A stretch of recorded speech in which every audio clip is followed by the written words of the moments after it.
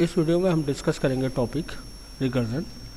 Recursion को discuss करने से पहले प्रीवियस वीडियो में हमने डिस्कस किया था स्टोरेज क्लास, उसमें से एक चीज़ छूट गई थी, उसको पहले क्लियर करना है। मैंने आपसे कहा था कि आपने जो भी प्रोग्राम बनाए आपने दो चीज़ लिखी, इंट ए मीन्स डेटा टाइप लिखा और आपने वेरिएबल का नेम लिखा, स्टोरेज क्लास आपने स्पेसिफाई नहीं की। तो अगर आपने स्टोरेज क्लास स्पेसिफाई नहीं की है, लेकिन एक्चुअल सिंटैक्स में क्या आता है, पहले स्टोरेज क्लास आती है, फिर डेटा टाइप आता है, फिर वेरिएबल का नेम आता है। अगर स्टोरेज क्लास यहाँ पे ओमिट है तो आपका क्या होगा, कंपाइलर लेगा डिफ़ॉल्ट स्टोरेज क्लास, मीन्स उसमें स्पेसिफाई करिए कि अगर ओमिट है मीन्स स्पेसिफाई नहीं करी गई है तो एक डिफ़ॉल्ट इनिशियल स्टोरेज क्लास होगी। तो जो डिफ़ॉल्ट इनिशियल स्टोरेज क्लास होती है डेट इज़ ऑटो, यानी कि आप इंट ए लिखें या आप ऑटो इंट ए लिखें, बोथ आर सेम, ठीक है। क्योंकि अगर स्पेसिफाई नहीं है तो कंपाइलर क्या एज्यूम करेगा उसको, ऑटो। तो या तो आप स्पेसिफाई कर लें पहले ऑटो इंट ए, अगर आपने स्पेसिफाई नहीं किया है तो स्टोरेज क्लास होगी ऑटो, ठीक है। अब हम डिस्कस करते हैं टॉपिक रिकर्जन। रिकर्जन होता क्या है, पहले रिकर्जन की डेफिनेशन देखें। When a function calls itself this process is known as recursion. मतलब जब फंक्शन अपने आप को कॉल करता है तो उस प्रोसेस को हम क्या बोलते हैं, रिकर्जन बोलते हैं। And the function itself is known as recursive function, और वो फंक्शन को हम कैसा फंक्शन बोलते हैं, recursive function. There is at least one condition that is responsible to exit from the recursion. Means वहाँ पे कम से कम एक ऐसी कंडीशन होनी चाहिए जो आपको उससे क्या कराए, रिकर्जन से एग्जिट कराए। इस कंडीशन को हम बोलते हैं बेस कंडीशन। एक्चुअल में रिकर्जन का यूज़ बेसिकली है क्या, recursion is an alternate of loop. Recursion किसका है, अल्टरनेट है लूप का। लूप का क्या यूज़ था, to execute statement more than one time. एक से ज़्यादा बार अगर आपको किसी स्टेटमेंट को एग्जीक्यूट कराना है तो हम किसका यूज़ करते हैं, लूप का। तो अब क्या हो गया कि अगर मुझे किसी स्टेटमेंट को एक से ज़्यादा बार एग्जीक्यूट कराना है तो मेरे पास दो ऑप्शन हो गए। पहला ऑप्शन हो गया लूप, दूसरा ऑप्शन हो गया रिकर्जन, ठीक है। मीन्स आपको लूप हटाना है, लूप की जगह पे क्या लगाना है, रिकर्जन का यूज़ करना है। तो देखें एग्जांपल में, इस एग्जांपल में मैंने क्या करा, एक फंक्शन लिया है एफ और एक फंक्शन है मेन। मेन के अंदर मैंने फंक्शन एफ को कॉल किया, तो यहाँ पे क्या है, main function calls another function that is F, तो ये रिकर्जन नहीं है। सेकंड एग्जांपल में आप देखें, आपने क्या किया, मेन फंक्शन के अंदर किस फंक्शन को कॉल किया है, मेन फंक्शन को। देखो जब यहाँ पे आप कॉल करोगे तो आप मेन से बाहर जाओगे, जब उसकी ख़त्म होगी तो आप वापस मेन पे आओगे। लेकिन इस केस में क्या है, आपने ए कॉल किया, ए प्रिंट हो गया, इसमें सिंपल आउटपुट क्या आएगा, ए। फिर आपने मेन को कॉल किया, अब दोबारा से आप क्या करोगे, इस फंक्शन की डेफिनेशन में आओगे, तो देखो ये फिर क्या प्रिंट होगा, ए। फिर मेन हुआ, फिर मेन में आए, तो एक तरह से क्या बन गया, लूप बन गया, और ये स्टेटमेंट बार बार क्या हो रहा है, एग्जीक्यूट हो रहा है। तो इसको बार बार एग्जीक्यूट कराने के लिए तो आप लूप का यूज़ कर लें या किसका यूज़ कर लें, रिकर्जन का, ठीक है। तो ये बार बार कॉल होते रहेगा, तो क्या करेगा, बार बार आपका ए प्रिंट करेगा, कब तक, जब तक कि स्टैक ओवरफ्लो नहीं हो जाता, मीन्स स्टैक फुल नहीं हो जाता। होता क्या है, जब भी आप फंक्शन को कॉल करते हो तो मेमोरी में हमारे डिफरेंट पार्ट में डिवाइडेड है। एक पार्ट होता है जिसको हम बोलते हैं स्टैक, ये तब कॉल होता है जब आपका फंक्शन कॉल होता है। तो जब ये मेमोरी का पोर्शन बार बार आप कॉल करोगे तो ये मेमोरी ऑक्यूपाई करते रहेगा। जैसे ये स्पेस क्या हो जाएगा, फुल हो जाएगा, तो आपका प्रोग्राम का एग्जीक्यूशन टर्मिनेट हो जाएगा। तो इसलिए बोलेंगे prints A until stack is overflow. लेकिन इस एग्जांपल को अगर आप देखें, ये रिकर्जन तो है, लेकिन ये रिकर्जन को कम्प्लीटली डिफाइन नहीं कर रहा है। क्यों नहीं कर रहा है, क्योंकि हमने क्या कहा, एक कम से कम एक कंडीशन ऐसी होनी चाहिए जो आपको रिकर्जन से बाहर ले जाए। इसमें ऐसी कोई कंडीशन हमने स्पेसिफाई नहीं करी है जो हमें इस रिकर्जन से बाहर ले जा रही है, ठीक है। तो ये रिकर्जन है लेकिन ये इनकम्प्लीट है क्योंकि आपने इसमें कोई बेस कंडीशन स्पेसिफाई नहीं करी है। तो अब हम रिकर्जन का फुल देखते हैं कैसे रिकर्जन को हम बनाते हैं। तो उसके लिए हम एक प्रोग्राम बनाएंगे, write a recursive function to calculate factorial of a number. किसी नंबर का हमें फैक्टोरियल कैलकुलेट करना है। तो प्रोग्राम क्या बनाया, एक मैंने फैक्टोरियल फंक्शन को पहले क्या करा, डिफाइन कर दिया int fact int, fourth method से रिटर्न एंड पैरामीटर। फिर क्या करा, मेन फंक्शन लिखा, ब्लैंक छोड़ दिया,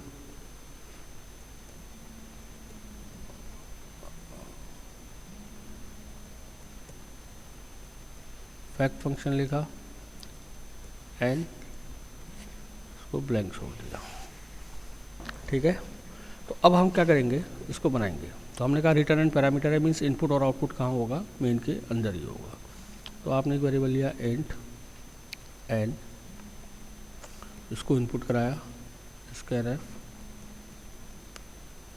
percentile D comma %n, function को कॉल करा, एक और वेरिएबल लिया x इक्वल टू, ये मैं आपको बता चुका हूँ, ठीक है, फैक्टोरियल n, ऐसे ये कॉल होगा, वैल्यू रिटर्न होके x पे आएगी, यानी कि फैक्टोरियल कैलकुलेट होके किस पे आएगा, x पे। तो आपने लिख दिया factorial equal to percentile D comma x। अब हमें क्या लिखनी है, इस फंक्शन की डेफिनेशन लिखनी है। तो पहले लॉजिक पकड़ते हैं। अगर आपको फैक्टोरियल 5 निकालना है, फॉर एग्जाम्पल फैक्टोरियल 4 निकालना है, तो क्या होता है 4 इंटू 3 इंटू 2 इंटू 1। तो अगर मैं इस 4 को अलग कर दूँ तो रिमेनिंग चीज़ क्या है, 3 इंटू 2 इंटू 1, यानी कि ये क्या हो गया 4 मल्टीप्लाइड बाई फैक्टोरियल 3। ठीक है, फिर अगर मैं इस 3 को अलग कर दूँ तो रिमेनिंग चीज़ क्या होगी, फैक्टोरियल 2। अगले स्टेप में 4 इंटू 3 इंटू 2 को मैं अगर बाहर निकाल दूँ तो रिमेनिंग चीज़ क्या होगी, फैक्टोरियल 1। तो मैं कहूँ जब मुझे फैक्टोरियल 1 की वैल्यू मुझे मालूम है कितनी होती है, 1, तो आपने कहा 4 इंटू 3 इंटू 2 इंटू 1। मीन्स आप क्या कर रहे हो, देखो ये इनिशियली n था, n कितना था 4। तो फर्स्ट टाइम आपने क्या करा, n को बाहर निकाला, इसको मल्टीप्लाई किया n माइनस 1 से। ठीक है, n कितना है 4 बाहर निकाला, और रिमेनिंग चीज़ क्या है, फैक्टोरियल n माइनस 1। सिमिलरली यहाँ देखो, जब आपने इसको किया फैक्टोरियल 3 को, तो आपने n कितना हो गया 3 को बाहर निकाला, रिमेनिंग चीज़ क्या हो गई, फैक्टोरियल n माइनस 1। ठीक है, ये काम आप n into factorial n minus 1 आप कब तक कर रहे हो, जब तक n की वैल्यू क्या नहीं हो जाती 1। जैसे ही n की वैल्यू हुई 1, अब आपने 1 निकाल के फैक्टोरियल 0 नहीं करा, आपने क्या करा, 1 की वैल्यू क्या रख दी 1। तो इसका मतलब ये कॉल होगा, ये जो n की वैल्यू आपने इनपुट कराई है इस n के पास आएगी। इस n में आप क्या चेक करोगे, इफ़ n इक्वल टू 1। अगर n 1 है तो आप क्या कर रहे हो, जब n 1 है तो आप क्या कर रहे हो, उसको रिप्लेस किससे कर रहे हो, 1 से। तो आपने क्या कहा, तब तो आप रिटर्न करा दो 1। अदरवाइज आप ये चीज़ें करते रहो, क्या, return n multiplied by factorial n minus 1। ठीक है, एग्जाम्पल के साथ समझते हैं। n की वैल्यू है 4, इनिशियली हमने यहाँ पे क्या दी, n की वैल्यू 4। तो ये फंक्शन कैसे कॉल हुआ, x इक्वल टू फैक्टोरियल 4 से। फैक्टोरियल 4 से कॉल हुआ तो n की वैल्यू कितनी बन गई, इस वाले n की वैल्यू कितनी बन गई 4। चेक किया 4 इक्वल टू 1, कंडीशन क्या हो गई, फॉल्स। तो आपने क्या कहा, return n that is 4 into, फिर से इस फंक्शन को कॉल किया फैक्ट 3 से। तो ये फंक्शन जब दोबारा कॉल हुआ तो आप मेन में वापस नहीं आए हो, तो ये जो रिटर्न वाली वैल्यू है अभी रिटर्न नहीं हुई है, ये रिटर्न होकर किसके पास जानी है, x के पास, लेकिन अभी नहीं जाएगी क्योंकि रिटर्न आप मेन में नहीं हुए, आप रिटर्न कहाँ हुए हो, उसी फंक्शन के अंदर। तो जब फंक्शन के अंदर आप रिटर्न हुए तो इस वक्त n की वैल्यू कितनी थी 3, कंडीशन चेक हुई 3 इक्वल टू 1, फॉल्स। तो आप अभी उसी रिटर्न स्टेटमेंट के अंदर हो जहाँ पे आपने इसको कॉल किया था, वहाँ पे क्या आ गया 3, इस फैक्ट की जगह पे क्या आ गया 3 इंटू फैक्ट 2। ठीक है, फैक्ट 2 का मतलब फिर से आपका ये फंक्शन कॉल हुआ किस वैल्यू के लिए, n इक्वल टू 2 के लिए। चेक हुआ 2 इक्वल टू 1, फॉल्स, अभी भी वो रिटर्न चल रहा है 4 इंटू 3, अब ये वैल्यू रिटर्न होकर यहाँ पर आएगी। यहाँ पे क्या है, 2 से आपने कॉल किया था, 2 इंटू फैक्ट 1, ठीक है। अब 1 के लिए कॉल होगा, 1 के लिए कॉल होगा, यानी n इक्वल टू 1 के लिए कॉल होगा। ये कंडीशन 1 इक्वल टू 1 क्या होगी, ट्रू। तो ये किससे रिप्लेस होगा, अपनी रिटर्न वैल्यू से। तो यहाँ पे क्या बन जाएगा, रिटर्न 4 इंटू 3 इंटू 2 इंटू 1। अब सारा आ गया, ये कैलकुलेट होगा, कितना आ गया, रिटर्न 24। अब ये रिटर्न होके कहाँ पे जाएगा, 24 वाली वैल्यू, ये वैल्यू जाएगी x में। तो x क्या हो जाएगा, प्रिंट। तो आउटपुट क्या आ जाएगा, फैक्टोरियल इक्वल टू 24।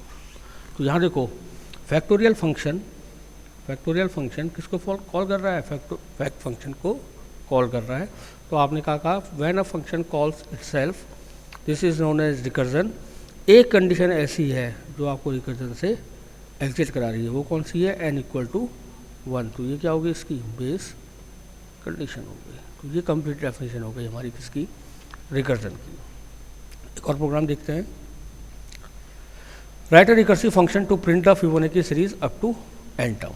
हमने एक फिबोनाची सीरीज के लिए फंक्शन डिक्लेयर किया, and fib and main function लिया, ठीक है, क्योंकि रिटर्न कर रहा है तो एक वेरिएबल लिया जिसमें हम रिटर्न करके वैल्यू प्रिंट कराएंगे। एक वेरिएबल लेंगे जिसमें हम पूछेंगे कितने हमारी फिबोनाची सीरीज के टर्म्स हैं। तो आपने नंबर ऑफ टर्म्स को इनपुट करा दिया, स्कैनf %d, %m%n। अब जो ये रिकर्सिव फंक्शन मैं बना रहा हूँ वो वन टाइम पे एक टर्म कैलकुलेट करेगा, लेकिन मुझे कितनी टर्म कैलकुलेट करनी है, n टर्म। तो मैंने n टर्म के लिए एक लूप लगाया, i इक्वल टू, आई आया तो i को भी डिक्लेयर कर दिया, i इक्वल टू 1 से कहाँ तक, i less N equal to n तक i प्लस प्लस। तो मैंने क्या कहा, ये i इक्वल टू 1 का मतलब हुआ first term, i equal to 2 means second term, i equal to n means nth term. तो हमने क्या करा, इस फंक्शन को कॉल करा फिब i के साथ। जब i की वैल्यू 1 होगी तो फर्स्ट टर्म कैलकुलेट होगी, i की वैल्यू 2 होगी तो सेकेंड टर्म कैलकुलेट होगी। कैलकुलेट कौन करेगा, वो हमने जो रिकर्सिव फंक्शन बनाएंगे वो वैल्यू किसके पास आएगी, x के पास। आप प्रिंट करा के देख लें, %d, x, ठीक है, ये मेन हो गया। अब हमें किसकी डेफिनेशन लिखनी है, रिकर्सिव फंक्शन की। तो क्या लिखा, एंड फिब, मान लीजिए आपने ये भी क्या लिया, n, ठीक है। तो देखो, जब फर्स्ट टाइम i की वैल्यू कॉल होगी किसके लिए, 1 के लिए, तो n में क्या आएगा वैल्यू, फिब 1, दैट इज़ 1 आएगा। तो हमने फिबोनाची सीरीज क्या होती है हमारी, पहली टर्म जिसकी होती है 0, सेकेंड टर्म होती है 1 एंड नेक्स्ट टर्म होती है प्रीवियस 2 टर्म का सम। तो हमारा यानी कि n इक्वल टू 1 और n इक्वल टू 2 तो फिक्स है ना। n equal to 1 means first term है तो क्या रिटर्न करो,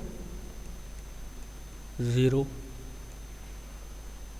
सेकेंड एलसीएफ लगाया, अगर n की वैल्यू है 2, n की वैल्यू 2 है मीन्स फिफ्थ 2 के लिए कॉल हुआ, फिफ्थ 2 मीन्स सेकेंड टर्म क्या होती है, 1।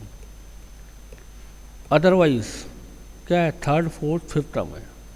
थर्ड फोर्थ फिफ्थ टर्म क्या होता है, प्रीवियस 2 टर्म का सम। अगर मेरे पास प्रीवियस टर्म n में है तो प्रीवियस 2 किस में होंगी, n-1 एंड n-2 में। तो आपने क्या कहा, रिटर्न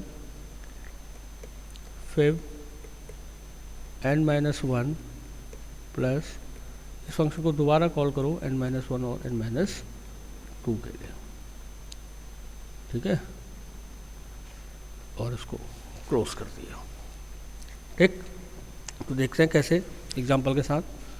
हमने n की वैल्यू ली फॉर एग्जांपल 4, तो ये लूप चलेगा 1 से 4 तक। पहले बार i इक्वल टू 1 के लिए अंदर आया, चेक करा 1 is less N equal to 4, condition is true. तो किससे कॉल हुआ, x equal to fib i कितना है, 1। फिब 1 के लिए कॉल हुआ, ये वैल्यू किसके पे गई, n पे, तो n कितना हो गया, 1। चेक किया n equal to 1, condition is true. तो क्या रिटर्न होगा, 0, यानी x में क्या वैल्यू आ गई, 0। आपने x को प्रिंट कराओ, x क्या हो गया, प्रिंट हो गया। अब i की वैल्यू कितनी हो गई, 2। चेक किया 2 is less and equal to 4, condition is true, condition true है तो ये कॉल हुआ x इक्वल टू फिब 2 के लिए। फिब 2 के लिए कॉल हुआ तो आई की वैल्यू n की वैल्यू कितनी बन गई 2, n इज़ 2, पहली कंडीशन फॉल्स, दूसरी कंडीशन क्या हो गई ट्रू, तो क्या रिटर्न हो गया 1, यानी x में क्या वैल्यू आ गई 1, x को आपने प्रिंट करा दिया। यहाँ पे पहले क्या आई थी 0, यहाँ पे 0 आया, यहाँ पे क्या वैल्यू आई 1, तो 1 क्या हो गया प्रिंट हो गया। अब i की वैल्यू हो गई 3, चेक किया 3 is less and equal to 4, condition is true, तो किससे कॉल हुआ x इक्वल टू फिब 3 से कॉल हुआ, तो यानी कि n की वैल्यू अब क्या बन गई 3, तो 3 बनी तो आपने पहली वाली कंडीशन चेक करी n इक्वल टू 1 फॉल्स, दूसरी वाली चेक करी n इक्वल टू 2 फॉल्स, तो क्या हुआ return fib n minus 1, n कितना है 3, n माइनस 1 यानी कि fib 2 plus fib n minus 2 यानी फिब 1। ठीक है, अब ये फंक्शन क्या हुआ, यहाँ से दोबारा से अपने आप को इसने कॉल किया, जब अपने आप को कॉल किया मीन्स क्या हो गया रिकर्जन हो गया। ठीक है, तो फिब 2, अब पहले फिब 2 कॉल होगा, फिब 2 मीन्स n की वैल्यू बनेगी 2, ये कंडीशन ट्रू होगी तो फिब 2 की जगह पे क्या आ जाएगा 1, फिर फिब 1 कॉल होगा, ये कंडीशन ट्रू होगी, इसकी जगह पे क्या आ जाएगा 0, तो क्या कहेगा return 1 plus 0 that is return 1, वो 1 वैल्यू किसके पास जाएगी x के पास, 1 क्या हो जाएगा प्रिंट हो जाएगा। अब i की वैल्यू बनेगी 4, चेक करोगे 4 is less and equal to 4 that is true, तो कॉल होगा x equal to fib i कितना है 4 के लिए कॉल होगा तो n कितना बन जाएगा 4, चेक हुआ 4 equal to 1 false, 4 equal to 2 false, तो क्या हुआ रिटर्न फिब n माइनस 1 यानी कि फिब 3, फिब n माइनस 2 यानी कि फिब n कितना है 4 माइनस 2 कितना हो गया 2।